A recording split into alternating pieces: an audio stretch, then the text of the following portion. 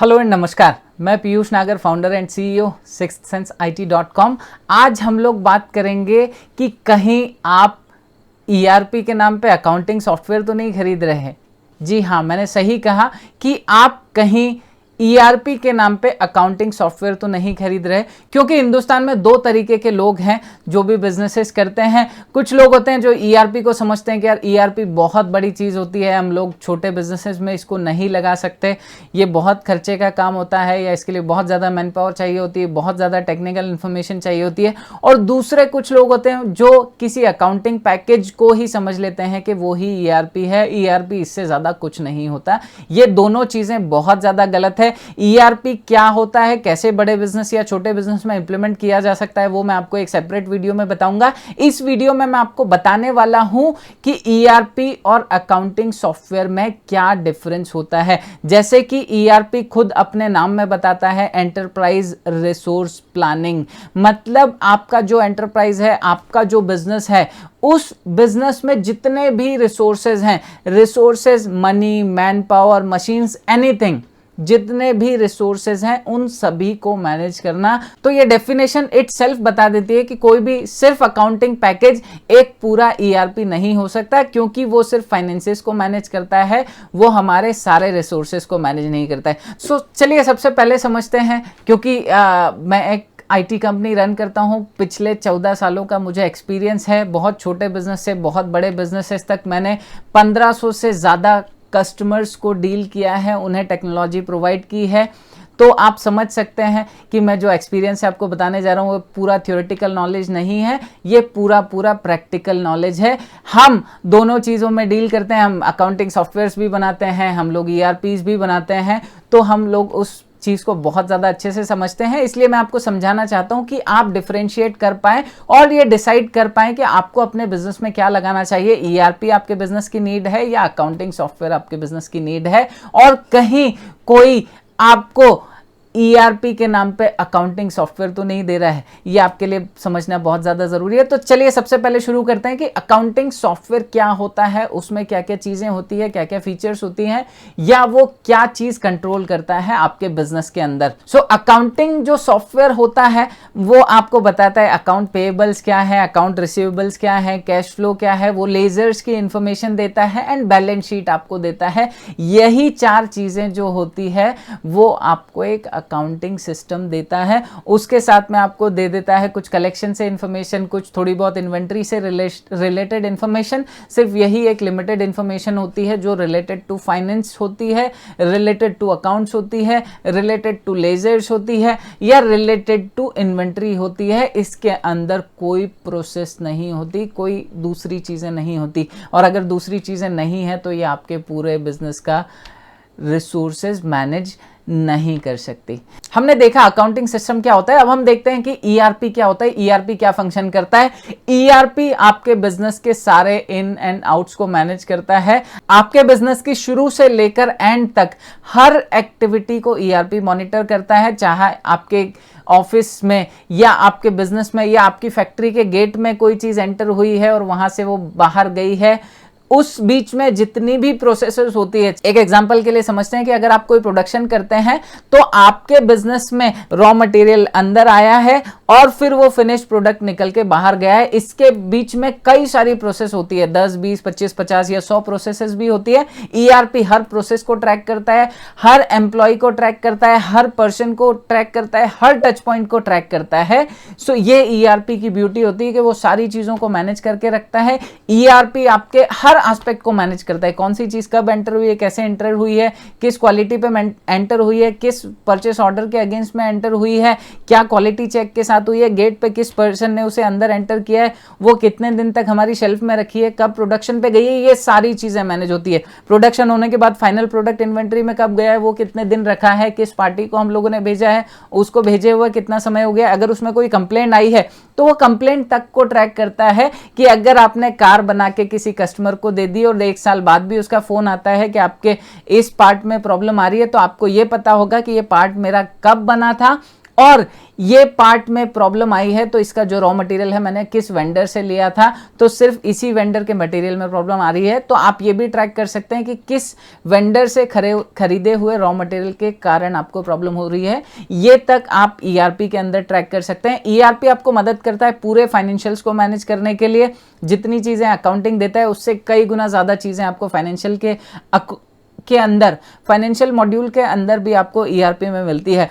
Supply chain management, complete supply chain आप यहाँ पे मैनेज कर सकते हैं। कब आपने ऑर्डर किया है, कब कहाँ से निकला है, कैसे ट्रैक हुआ है, आपके गेट के अंदर कब एंटर हुआ है, कहाँ आपके क्वारंटीन प्लेस में है, उसके बाद वो कहाँ पे अंदर गया है, वो सारी चीज़ें आप ट्रैक कर सकते हैं। Complete end to end supply chain management, customer relationship management. ERP के साथ में ये ब्यूटी होती है कि आप सीआरएम को भी उसी के साथ में कनेक्ट करके रखते हैं। सीआरएम वहीं कनेक्टेड होता है तो आपका कस्टमर्स के साथ में रिलेशनशिप बहुत अच्छा मैनेज होता है। ईआरपी के साथ में आप वेंडर पोर्टल को भी कनेक्ट कर देते हैं तो वेंडर के साथ भी जो आपका रिलेशन है वो बहुत अच्छे से मैनेज होता है। जितनी भी प्रोसेसेस आपकी ऑर्गेनाइजेशन में होती है वो सारी प्रोसेसेस को आप डिफाइन कर सकते हैं ईआरपी के अंदर, ताकि किसी भी प्रोसेस में कहीं पे भी कोई भी चीज लैक नहीं हो, कोई भी चीज छूटे नहीं, और आपके प्रोडक्शन में या आपके प्रोडक्ट में या आपके सेल्स में आप जो भी काम करते हैं, हो सकता है प्रोडक्शन करते हो या हो सकता है कि आप प्रोडक्शन नहीं करते हैं, सिर्फ आप ट्रेडिंग करते हैं, तो भी आपने जो प्रोडक्ट खरीदा है और जो प्रोडक्ट डिलीवर किया है उसकी क्वालिटी के बहुत सारे पैरामीटर्स होते हैं जो आपको चेक करने होते हैं, क्योंकि अल्टीमेट कस्टमर आपका ही है।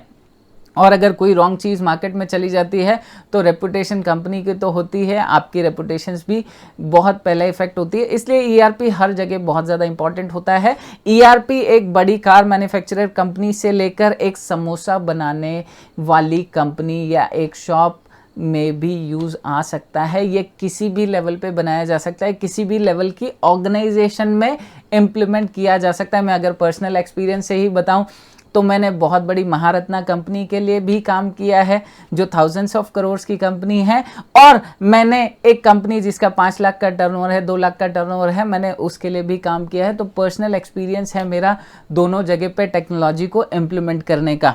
ईआरपी की सबसे बड़ी ब्यूटी होती है कि उसमें जितने भी मॉड्यूल, जितनी भी चीज़ें, जितनी भी प्रोसेस, हर चीज़ एक सिंगल इंटरफेस पे आपके पास अवेलेबल होती है। एक कंप्लीट इंटीग्रेटेड सिस्टम होता है, आपको डिफरेंट बिट्स एंड पीसेस में काम करना नहीं होता। अगर आप एक अकाउंटिंग पैकेज लेते हैं तो आप अकाउंटिंग वहाँ मैनेज करते हैं, आपकी प्रोसेस के लिए आप कोई दूसरी शीट बनाते हैं, परचेस के लिए कुछ और बनाते हैं, गेट एंट्री के लिए एक रजिस्टर रखते हैं, सारा डेटा आपके पास होता है, बट वो डेटा किसी यूज़ का नहीं होता क्योंकि वो सब अलग अलग जगह रखा हुआ है। आप कभी भी कनेक्ट करके आप ओवरऑल परफॉर्मेंस नहीं निकाल सकते। अगर आपकी ऑर्गेनाइजेशन में आप ईआरपी इंप्लीमेंट करते हैं तो आप 2% से लेके 100% तक की जंप मारेंगे ही मारेंगे, अगर आपने सही तरीके से सही ईआरपी को अपने बिजनेस में इंप्लीमेंट किया है। ईआरपी सबसे बड़ी मदद करता है बिजनेस ओनर को, जो उस बिजनेस को ऑन कर रहा है, या बिजनेस कंट्रोलर को जो बिजनेस को कंट्रोल कर रहा है, क्योंकि सबसे इंपॉर्टेंट चीज जो होती है बिजनेस में वो होता है डिसीजन लेना। आप कितने फास्ट और कितने सही डिसीजन ले पाते हैं वही आपके बिजनेस की दशा और दिशा पे निर्भर करता है कि आपके बिजनेस की दशा क्या होगी, आपके बिजनेस की दिशा क्या होगी और आपका बिजनेस कहां तक जाएगा, वो सारा कुछ डिसीजन पे डिपेंड करता है। और डिसीजन 2 तरीके के हो सकते हैं, या तो हम सोच समझ के अपने प्रीवियस एक्सपीरियंस से या सुने हुए डिसीजन को हम ले लें, या मार्केट को हम देख लें कि मार्केट कैसा कर रहा है, हम लोग भी वैसे ही कर लें। प्राइस डिसाइड करना है तो मार्केट में क्या प्राइस है हम वही कर दें, या हम ईआरपी को इंप्लीमेंट करें, वहां से हम प्रोसेस को मैप करें, वहां से हम डेटा निकालें और उस डेटा के बेसिस पे आप डिसीजन लें। क्योंकि बेटा झूठ बोल सकता है, डेटा झूठ नहीं बोलता। अगर आपके ईआरपी से आपको प्रॉपर डेटा मिलता है तो आपका डिसीजन हमेशा बहुत सही होगा और आपको हमेशा प्रॉफिट देगा अपनी ऑर्गेनाइजेशन में। सो अभी आप समझ गए होंगे कि एक ईआरपी और अकाउंटिंग पैकेज में क्या डिफरेंस होता है।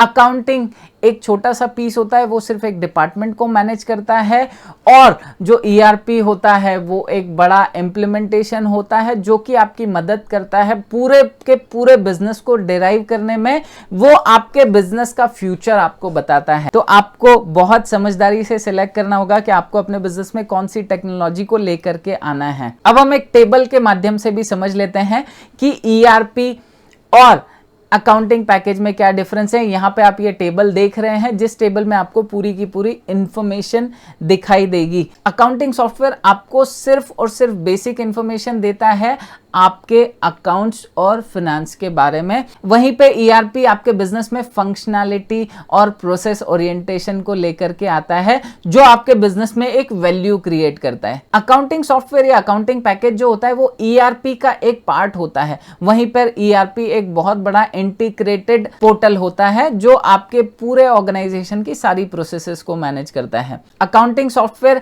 आपके सिर्फ एक डिपार्टमेंट को मैनेज करता है, वहीं पर ईआरपी मल्टी फंक्शनल होता है, मल्टी डिपार्टमेंट होता है और एक इंटीग्रेटेड सिस्टम होता है। अकाउंटिंग सिस्टम हर इंडस्ट्री के लिए ऑलमोस्ट सिमिलर होता है, बट वहीं पे अगर हम लोग ईआरपी की बात करें तो वो स्पेसिफिकली डिजाइन किया जाता है एक इंडस्ट्री के अकॉर्डिंग, ताकि आपको अपनी इंडस्ट्री का प्रॉपर डेटा मिल पाए, आप उसे बहुत अच्छे से मैनेज कर पाए।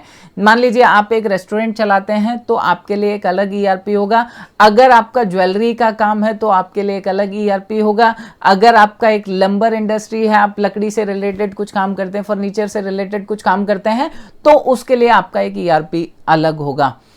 अब अकाउंटिंग सॉफ्टवेयर आपको जो कंट्रोल्स देता है वो आपके अकाउंट्स रिसीवेबल और पेएबल और जो फाइनेंसेस की अदर इंफॉर्मेशन होती है वो देता है। वहीं पर ईआरपी आपको अपने बिजनेस के हर डिपार्टमेंट, हर प्रोसेस, हर छोटी से छोटी चीज को कंट्रोल करने के लिए इनेबल करता है। एक सबसे बड़ा डिफरेंस जो यहाँ पे होता है अकाउंटिंग सॉफ्टवेयर और ईआरपी में, accounting software completely account centric होता है, वो सारी चीजों को अकाउंट्स के नजरिए से देखता है, और ईआरपी कंप्लीटली बिजनेस सेंट्रिक होता है, वो पूरे बिजनेस को देखता है, पूरे बिजनेस के परफॉर्मेंस को देखता है और उसके अकॉर्डिंग आपको डेटा देता है और डिसीजन देने के लिए इनेबल करता है। तो आज हम लोगों ने ये देखा कि क्या डिफरेंस है एक ईआरपी में और अकाउंटिंग सॉफ्टवेयर में। हम लोग कुछ एक एग्जांपल से भी समझते हैं। मैं अपने ये कस्टमर का रियल लाइफ एग्जांपल बताता हूं, जो कि एक लंबर इंडस्ट्री में काम करते हैं, वो वुडन पैलेट्स बनाते हैं।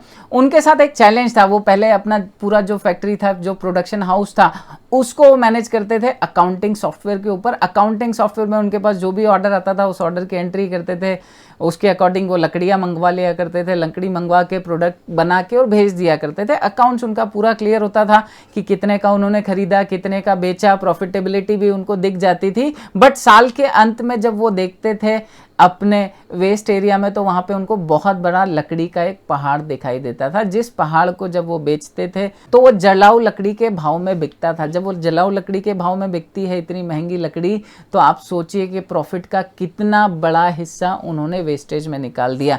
तभी हम लोगों का डिस्कशन हुआ और हम लोगों ने डिसाइड किया कि हम लोग कुछ एक ईआरपी बनाते हैं। हम लोगों ने ईआरपी बनाना शुरू किया। ईआरपी जैसे ही हम लोगों ने इंप्लीमेंटेशन करना शुरू किया, जैसे ही हमारे पास कस्टमर का ऑर्डर आता था, उस ऑर्डर के लिए जो प्रोडक्शन प्लानिंग करनी होती थी, कितनी लगेगी लकड़ी लगेगी, कितनी साइज की लगेगी, कौन सी लकड़ी लगेगी, उस काम को करने के लिए मैन्युअली पहले करीब 3.5 से 4 घंटे लगते थे एक वेल क्वालिफाइड पर्सन को। बट ईआरपी हमारा मात्र 55 सेकंड के अंदर उनको कैलकुलेशन निकाल के दे देता था कि आपको कितनी कौन सी लकड़ी लगेगी और उस लकड़ी को आपको कहां से उठाना है। तो ये इंफॉर्मेशन देता था।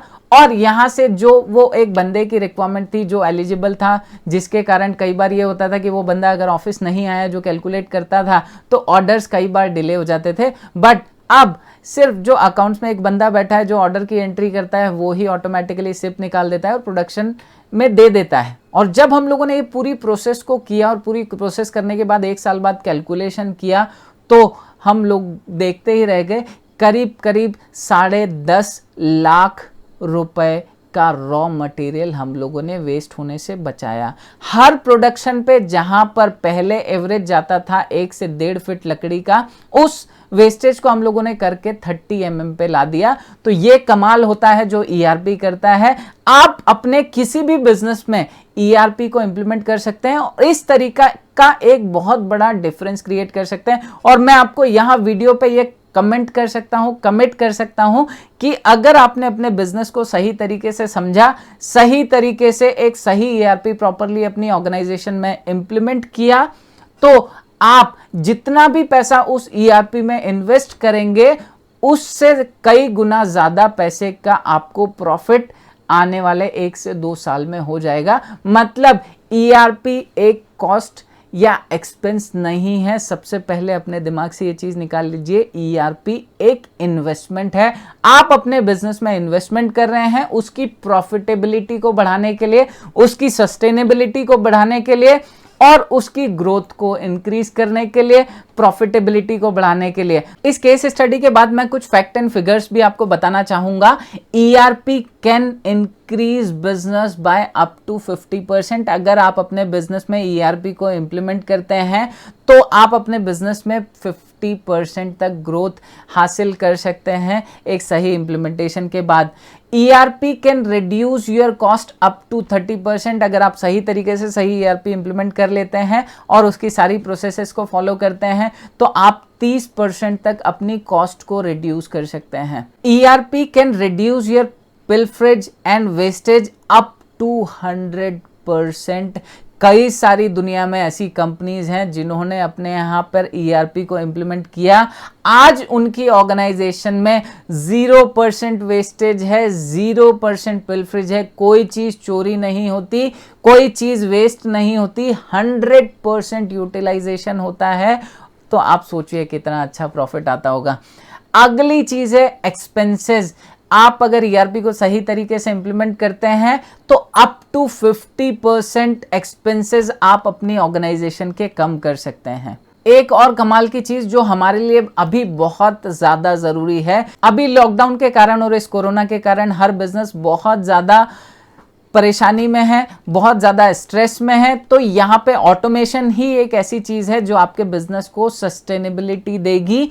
ERP की मदद से आप अपनी ऑर्गेनाइजेशन में अप टू 30% आपके एम्प्लॉयज के एक्सपेंसेस को, मैन पावर के एक्सपेंसेस को कम कर सकते हैं।